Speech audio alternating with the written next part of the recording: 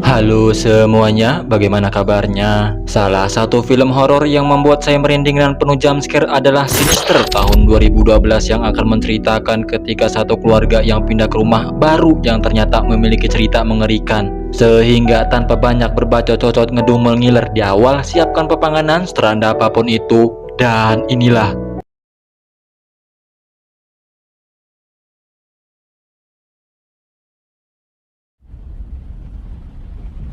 film diawali dengan memperlihatkan sebuah rekaman video yang memperlihatkan 4 orang yang merupakan satu keluarga tergantung di sebuah dahan pohon dengan ujung tali yang terikat. Ketika dahan yang menjadi tumpuan itu pun tumbang seketika yang membuat satu keluarga ini tertarik ke atas dan tewas saat itu juga.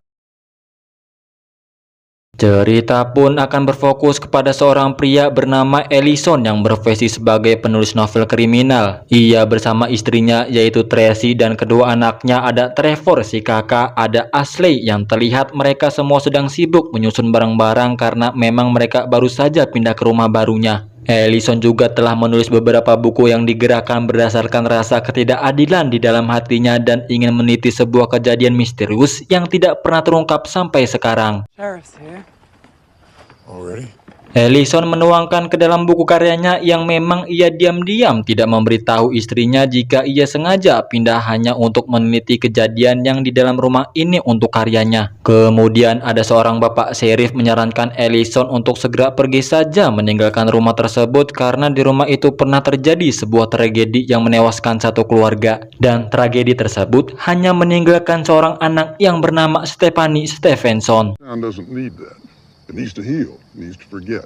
Bapak Sheriff juga meminta kepada Ellison untuk tidak perlu membuat atau diceritakan ke sebuah buku barunya. Akan tetapi Ellison tetap kekeh dengan pendiriannya untuk melanjutkan dan menyelesaikan bukunya tersebut.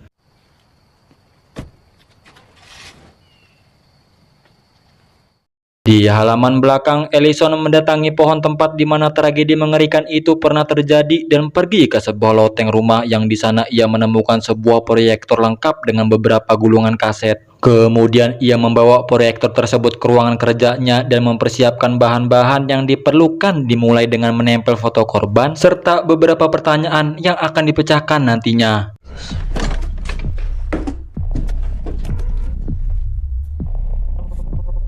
Ellison pun memutar kaset tersebut yang di dalamnya ada sebuah rekaman semacam kegiatan satu keluarga yang sedang bermain di halaman rumah. Durasi demi durasi nampak tidak ada yang aneh hingga akhirnya menampilkan adegan ketika mereka telah tergantung di bawah pohon.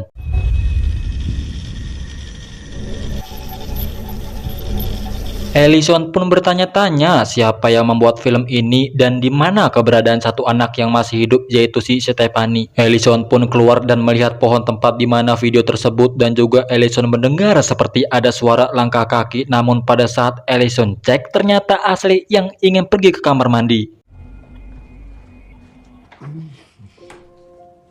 Ellison pun kembali memutar gulungan kaset yang kedua yang dibuat pada tahun 1979 yang kali ini Ellison melihat keluarga lain yang sedang bersantai di pinggir danau. Kemudian rekaman itu berganti dengan memperlihatkan mereka yang ketakutan saat berada di dalam sebuah mobil dengan keadaan seseorang terikat dan mulut yang dilakban sekaligus membakarnya.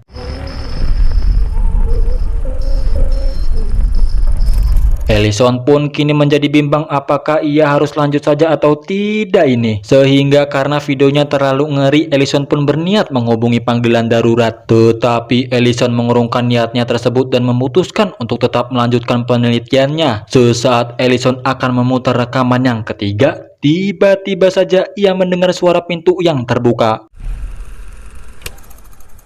Awalnya memang Ellison mengira jika itu mungkin saja Ashley yang terbangun, tetapi pas ia cek di kamarnya ia bingung yang ternyata Ashley masih di tempat tidurnya. Kemudian Ellison pun melihat adanya sebuah kardus yang berada di pojokan pintu yang mana ketika Ellison mendekatinya dari jarak dekat itulah tiba-tiba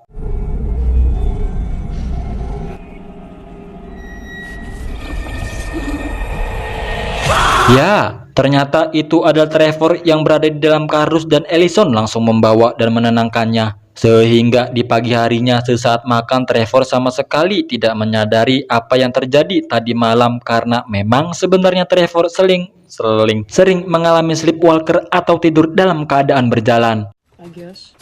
It's nice to see you're both so enthusiastic. Sementara Ellison melanjutkan pekerjaannya kembali dengan memutar rekaman video yang tertunda tadi malam. Di rekaman yang ketiga tersebut memperlihatkan sebuah keluarga yang sedang bermain di kolam renang yang tampak berjalan sangat normal hingga pada malam harinya mereka terikat di kursi yang ada di pinggir kolam, kemudian ditarik yang membuat mereka semua tenggelam.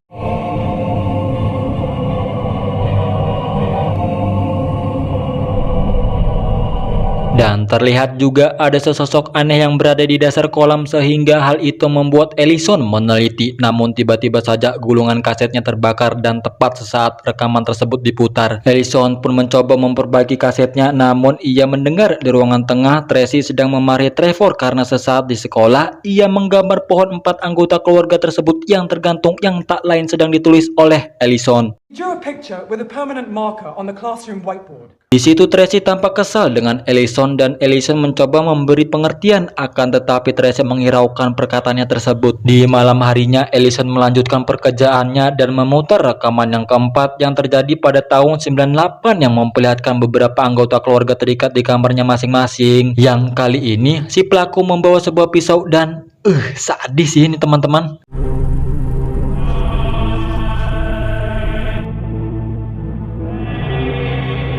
Ellison pun mengulang kembali rekaman videonya dan ia menemukan sebuah simbol terlukis di pintu kamar dan langsung mencetak simbol tersebut untuk mencari informasi lebih lanjut. Ellison pun menemukan satu kasus tragis yang menimpa sebuah keluarga pada tahun 98 yang menewaskan seluruh anggota keluarganya kecuali seorang anak laki-laki berusia 13 tahun yang menghilang secara misterius dan tidak diketahui keberadaannya hingga sampai saat ini.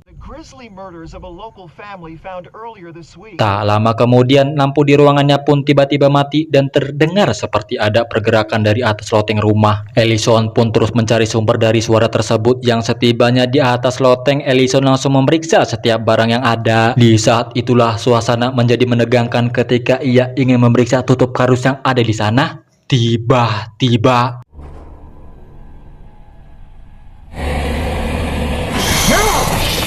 lah, ternyata itu adalah seekor ular dan juga terdapat beberapa gambar dari peristiwa tragis yang terjadi di dalam rekaman video pada gambar tersebut. Ellison melihat bahwa Mr. Boogie selalu ada dan memperhatikan para korbannya. Ellison pun kembali mendengar sesuatu di dekatnya yang kali ini membuat Ellison tambah merinding yang membuatnya jatuh saat itu juga. Setelah memanggil 2 orang sheriff sambil membantu luka-lukanya, yang di situ ada satu sheriff yang ternyata merupakan penggemar berat dari karya yang dibuat oleh Ellison. Di situ ia ingin menawarkan bantuan untuk membantu Ellison menyelesaikan tulisan di dalam buku terbarunya dan dengan senang Ellison menerima tawaran tersebut. Ellison juga meminta sheriff tersebut untuk mencarikan informasi terkait alamat kejadian dari beberapa peristiwa yang dulu pernah terjadi. Think that the two cases are related? Oh, no. Ellison pun bertanya-tanya tentang siapa sebenarnya sosok di balik Mr. Boogie. Kemudian dia menerima telepon dari sheriff yang memberinya informasi tentang beberapa peristiwa yang sudah terjadi di rumah tersebut. Yang ternyata setelah diketahui peristiwa tragis itu selalu terjadi di tempat dan waktu yang memiliki kesamaan, yaitu mereka atau orang yang terbunuh pernah tinggal di rumah korban yang sebelumnya. Dan yang pastinya salah satu dari anak mereka ada yang hilang dan tidak pernah diketahui keberadaannya.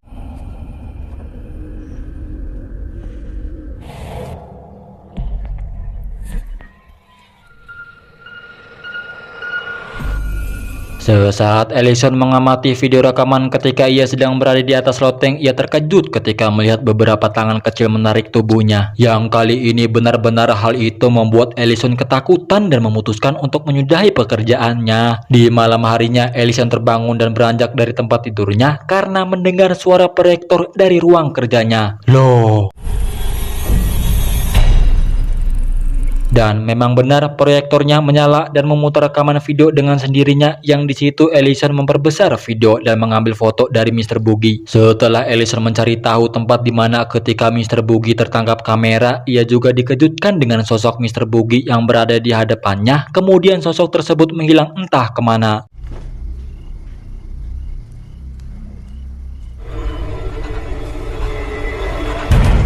Ya, lagi-lagi Trevor ditemukan dan Ellison langsung membawa Trevor kembali ke kamarnya. Ellison pun kembali keluar untuk mengambil pemukul baseball dan juga senternya yang tadi tertinggal. Yang di luar itulah, Ellison malah dikejutkan dengan kehadiran seekor anjing besar yang entah anjing siapa. Di saat itulah Tracy merasakan sesuatu yang aneh yang terjadi pada Trevor. Ia pun meminta kepada Ellison untuk menghentikan proyeknya dan segera pergi dari rumah ini karena sebelumnya Trevor tidak pernah penyakit sleepwalkernya separah ini. Namun lagi-lagi Ellison tetap kekeh pada karyanya karena menurut Ellison, buku kali ini akan jauh lebih menarik daripada buku-buku yang pernah ia tulis sebelumnya.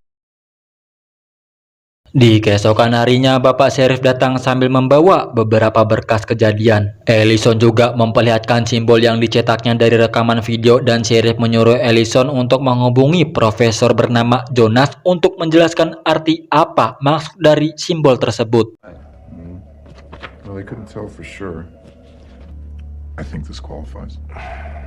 Pada malam harinya, Ellison memutar video yang kelima yang berjudul Pemotong Rumput pada tahun 98. Yang mana dalam video itu memperlihatkan sebuah keluarga yang sedang berada di dalam rumah. Kemudian si pelaku membuka pintu samping dan mengambil sebuah mesin pemotong rumput. Yang adegan kali ini ternyata alat tersebut digunakan untuk menghabisi mereka semua. Kemudian Jonas menghubungi Ellison untuk menjelaskan jika simbol tersebut merupakan sebuah pentagram yang terkait dengan penyembahan gitu yang telah ada sejak zaman Babilonia yang bernama Bugul atau pelahap anak-anak, dan juga berkata Bugul memerlukan jiwa anak-anak untuk bisa tetap bertahan hidup dengan menjebak, yang mana nantinya anak-anak yang sudah terjebak akan dibawa pergi ke dalam dunianya, sehingga sekte yang terlibat dalam penyembahan ini memerlukan pengorbanan dari darah anak-anak. Di malam harinya, lagi-lagi Ellison terbangun karena mendengar suara proyektor yang menyala dengan sendirinya. Ia pun mematikannya dan mengecek ruangan sambil memegang tongkat baseball, dan ketika Ellison jalan ancang-ancang ke depan menuju ke ruangan itulah, loh, tanpa Ellison sadari, sesosok penampakan anak perempuan berada di belakangnya, tetapi Ellison bisa merasakan ada sesuatu berada di dekatnya, namun Ellison tidak dapat melihat keberadaan makhluk tersebut. Kemudian Ellison mengunci setiap pintu dan jendela sambil mengecek keadaan anak-anaknya.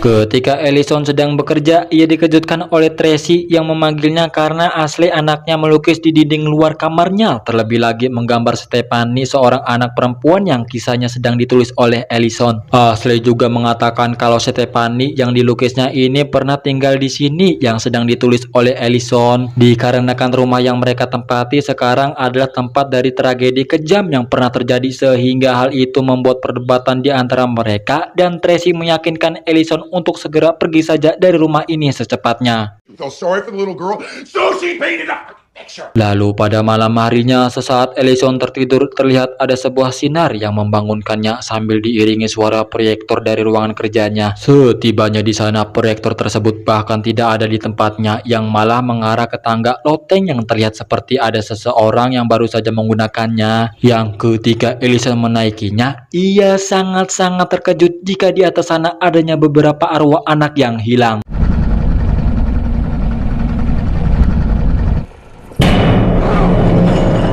Ellison yang terkena jumpscare sama seperti saya, Ellison langsung bergegas mengambil proyektor dan kaset tersebut dan membakarnya di dalam rumah. Di halaman rumah. Tracy pun datang dan Ellison meminta maaf kepada Tracy atas kesalahannya karena sudah membawa mereka tinggal di rumah ini. Ellison pun meminta Tracy untuk berkemas dan segera membangunkan anak-anak untuk pergi sekarang juga.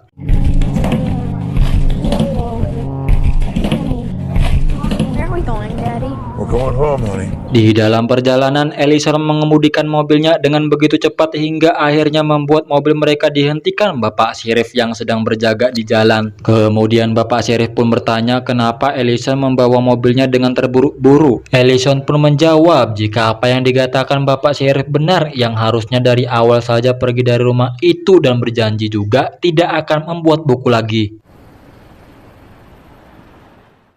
Pada malam harinya, Profesor Jonas kembali menghubungi Ellison sekaligus mengirimkan beberapa simbol tentang Dewa Bugul berupa gambar sketsa kuno dari zaman kegelapan. Di situ Profesor Jonas menjelaskan jika gambar tersebut merupakan gerbang mereka untuk masuk ke dalam dunia dan merasuki orang-orang yang melihat gambar itu. Mereka pun melakukan hal-hal yang mengerikan atau dalam beberapa kasus Bugul akan menculik orang yang melihatnya dan membawa masuk ke dalam dunianya. Memang benar anak-anak adalah korban yang paling rentan dirasuki atau diculik oleh sosok Bugul tersebut. Ellison juga bertanya ke Profesor Jonas apa yang terjadi jika menghancurkan semua hal yang bersangkutan dengan Bugul. Apakah hal itu akan menutup gerbangnya atau tidak? Di situ Jonas bingung dan kembali bertanya buku apa yang sebenarnya sedang ia buat. Ellison langsung menghapus file gambar yang dikirim oleh Profesor Jonas tadi sekaligus menolak panggilan masuk dari sheriff sebelumnya. Kemudian Ellison pergi ke atas loteng untuk menyimpan barang-barangnya, tetapi ia sangat terkejut ketika mendapati kotak proyektor yang berada di sana lengkap dengan gulungan kaset yang sebelumnya sudah Ellison bakar. Di dalamnya juga Ellison menemukan sebuah amplop yang berisi yaitu rekaman adegan bagian-bagian yang dipotong. Ellison pun membawanya ke ruangan kerja dan mulai menyusun kembali gulungan kaset tersebut dan mulai menonton hasil video yang telah diperbaikinya tadi, yang mana di atas meja juga sudah tersedia minuman untuk Ellison yang dibuat oleh Ashley.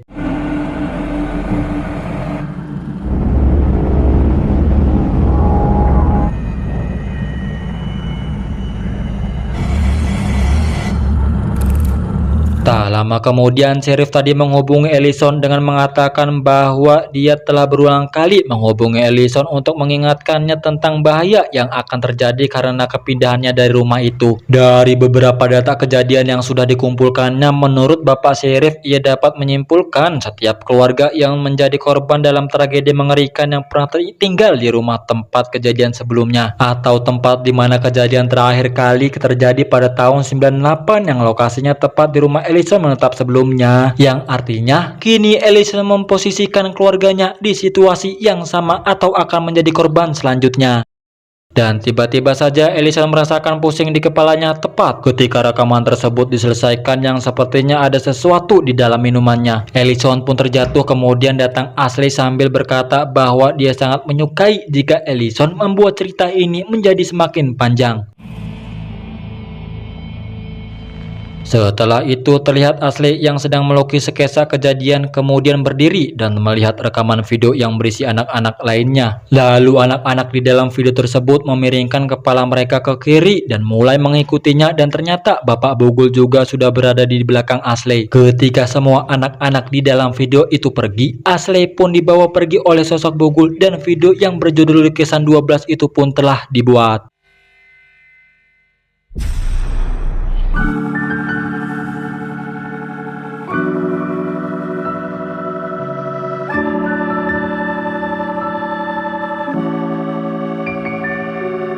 Setelah apa yang telah terjadi kepada keluarga Ellison, sebenarnya memang dari keserakan Ellison yang selalu mementingkan karya ide gilanya. Hebat untuk Ellison yang karyanya banyak digemari oleh semua orang, bahkan polisi pun takjub dengan karyanya. Sehingga cerita yang bisa diambil dari film ini adalah jangan serakah untuk bisa mendapatkan perhatian orang, tetapi jalanilah sesuatu keinginan Anda walaupun hasilnya hanya 1% saja setiap harinya. Saya pemuda yang bersembunyi di balik topeng IC Film mengakhiri videonya, dan sampai jumpa di video selanjutnya.